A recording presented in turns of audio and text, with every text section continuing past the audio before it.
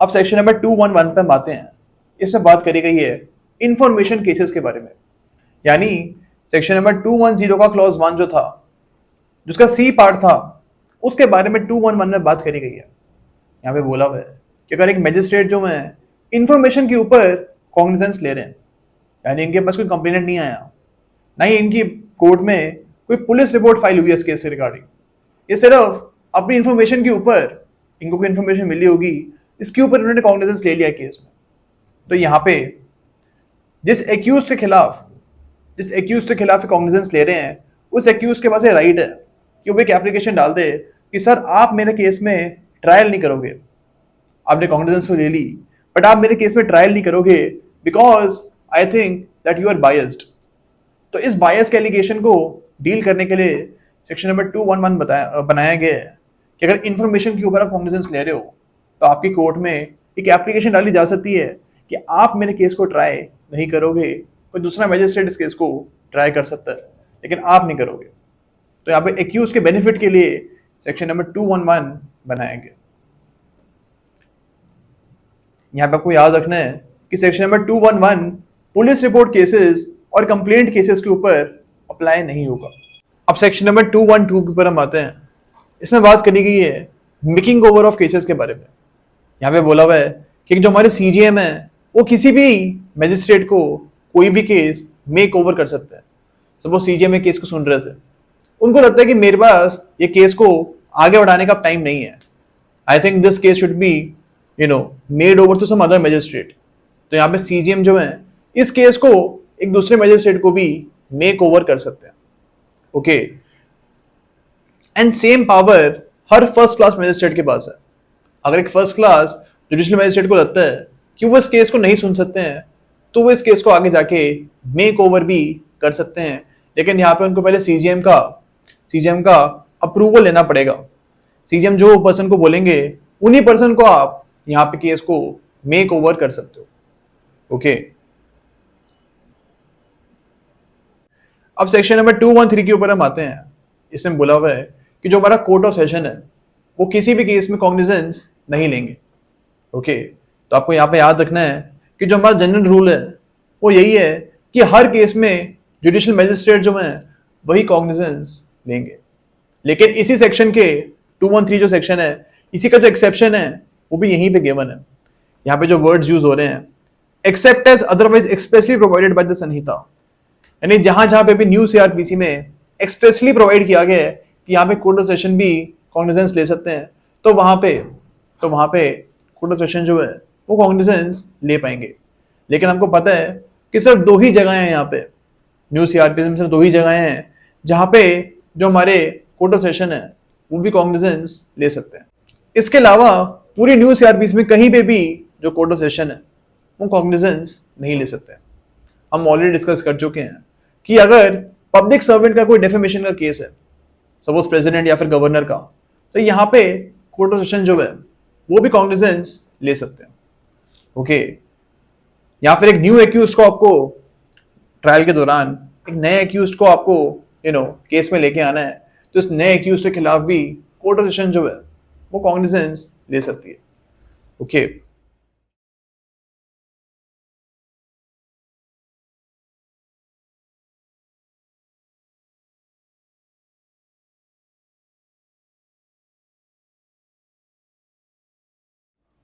अब section number 214 पे हम आते हैं। इसमें बोला हुआ है कि जो हमारे एडिशनल सेशन जज हैं ये उन्हीं केसेस को ट्राई करेंगे जो सेशन जज इनको देंगे। ओके, तो यहाँ पे आपको यही चीज याद रखनी है कि एक एडिशनल सेशन जज को वही केस मिलेंगे जो इनको सेशन जज जो है वो मेक ओवर करेंगे। अब सेक्शन नंबर 215 पे हम आते हैं। इसमें बोला हुआ है कि एक लिस्ट गिवन है हमें, यहाँ पे बोला हुआ है कि इन लिस्ट में कॉग्निजेंस तभी ली जाएगी, इन ऑफेंसेस में कॉग्निजेंस तभी ली जाएगी जब जो हमारे पब्लिक सर्वेंट हैं ये कोर्ट में आके कंप्लेंट फाइल करेंगे। तो जब तक पब्लिक सर्वेंट इन केसेस में कंप्लेंट फाइल नहीं करेंगे तब तक आप इन केसेस में कॉग्निजेंस नहीं ले सकते। ओके, या फिर एक और चीज यहाँ पे बोली हुई है कि insult of court contempt of court की कोई केस है, ओके, किसी पर्सन ने कोर्ट में जाके जज की इंसल्ट कर दी है, तो यहाँ पे भी अगर आपको इस पर्सन के खिलाफ कॉग्निजेंस लेनी है तो आप तभी ले सकते हो जब जो जज है हमारे वो कंप्लेंट फाइल करें, यानी जब कोर्ट कंप्लेंट फाइल करेगी तभी इस केस में कॉग्निजेंस ली जा सकती है। ओके, तो यही रूल के बारे में सेक्शन नंबर 195 में आपको याद रखना है। ज्यादा इंपॉर्टेंट सेक्शन नहीं है ये from exams point of view, और आपको बस इस रूल के बारे में यहाँ पे याद रखना है।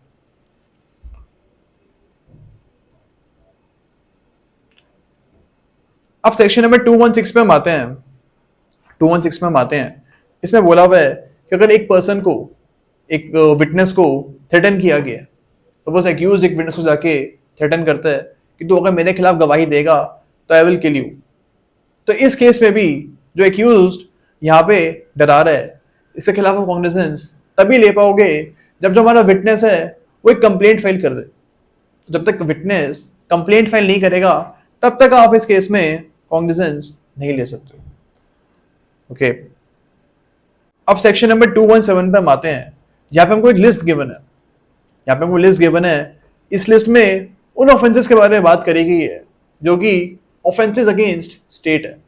तो यानी अगर आप इंडिया के अगेंस्ट कोई भी ऑफेंस कमिट करते हो तो इस केस में आप कॉग्निजेंस तभी लोगे, एक्यूज के खिलाफ यहाँ पे कॉग्निजेंस तभी ली जाएगी जब स्टेट गवर्नमेंट या फिर सेंट्रल गवर्नमेंट का एक प्रीवियस सैंक्शन आपने ऑब्टेन कर लिया है। उसके बगैर आप इन केसेस में कॉग्निजेंस नहीं ले पाओगे। अब सेक्शन नंबर 218 पे हम आते हैं। इसमें बोला हुआ है कि अगर आपको जजेस या फिर पब्लिक सर्वेंट के खिलाफ कोई भी केस में कॉग्निजेंस लेनी है तो पहले आपको सेंट्रल गवर्नमेंट या फिर स्टेट गवर्नमेंट का प्रीवियस सैंक्शन लेना पड़ेगा। अगर कोई स्टेट गवर्नमेंट का एम्प्लॉई है, इसके खिलाफ आपको किसी भी केस में इनके खिलाफ कंप्लेंट हो जाती है, तो यहाँ पे कॉग्निजेंस आप तभी लोगे जब स्टेट गवर्नमेंट यहाँ पे सैंक्शन कर देगा। ओके, लेकिन आपको ये चीज याद रखनी है कि फॉर एग्जाम्पल एक स्टेट गवर्नमेंट का एम्प्लॉई है, इसे रेप कमिट कर दिया, तो यहाँ पे इसके ऑफिशियल ड्यूटी से कोई लेना देना नहीं है। रेप कमिट इसने अपनी पर्सनल कैपेसिटी में की है, तो यहाँ पे आपको सैंक्शन लेने की जरूरत नहीं है। यहाँ पे सैंक्शन की जरूरत तभी होगी जब इसके ऑफिस से रिलेटेड कोई भी क्राइम इसने कमिट किया है। सपोज एक पब्लिक सर्वेंट ने करप्शन कर दी है जो कि इसके ऑफिशियल ड्यूटी के अंदर इसने कमिट किया था, तो यहाँ पे जो करप्शन का केस है वो तभी प्रोसीड हो पाएगा, वो तभी चालू हो पाएगा जब स्टेट गवर्नमेंट यहाँ पे सैंक्शन कर देगा। ओके, उसके सैंक्शन के बगैर यहाँ पे जो पब्लिक सर्वेंट है इनके खिलाफ केस स्टार्ट नहीं हो पाएगा। अब जो सेक्शन नंबर 217 का क्लॉज 3 है, ये भी थोड़ा सा इंपॉर्टेंट है from exams point of view. इसमें बोला हुआ है कि अगर आपने कोई ऐसे ऑफेंस की क्रिमिनल कॉन्स्पिरेसी करी है जिस ऑफेंस की पनिशमेंट 2 साल से कम की है, तो यहाँ पे अगर आपका क्रिमिनल कॉन्स्पिरेसी का केस आपको चलाना है तो इसके लिए आपको पहले स्टेट गवर्नमेंट का कंसेंट लेना पड़ेगा या फिर डिस्ट्रिक्ट मजिस्ट्रेट का वो कंसेंट लेना पड़ेगा। जब ये कंसेंट आपको मिल जाएगा इसके बाद ही आप इस केस में कॉग्निजेंस ले सकते हो। ओके, तो आपको ये चीज यहाँ पे याद रखनी है कि 2 साल से कम के पनिशमेंट वाले केसेस में यहाँ पे कॉन्स्पिरेसी का केस है, यहाँ पे पहले एक प्रीवियस कंसेंट लेना पड़ेगा आपको। अब सेक्शन नंबर 218 पे हम आते हैं। इसमें बोला हुआ है कि अगर आपको किसी भी पब्लिक सर्वेंट को उनके ऑफिशियल काम के लिए आपको प्रोसिक्यूट करना है।